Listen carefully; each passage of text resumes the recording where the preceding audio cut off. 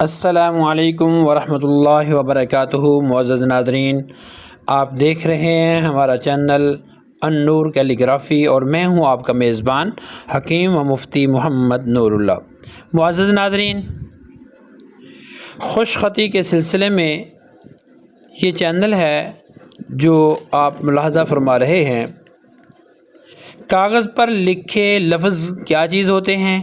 کہنے کو تو ساکت و جامد ہوتے ہیں، مگر ان میں دنیا جہان کے رنگ، ذائقے، لمس، خوشبوئیں اور جذبے حرکت کرتے ہیں۔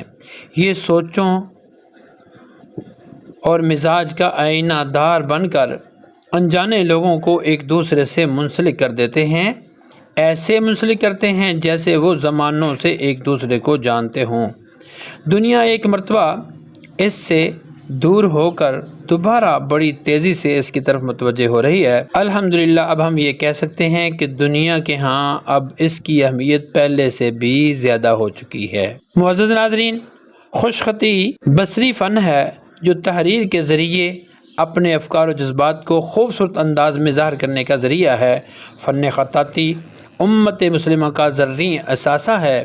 خطاطی کی عادت اعصابی تناؤ سے بچانے میں بہت معاون و مددگار ہے۔ یہ فن نہ صرف فنکارانہ ہے بلکہ اس میں صحت، تعلیم اور ثقافت کے بھی فوائد مضمر ہیں۔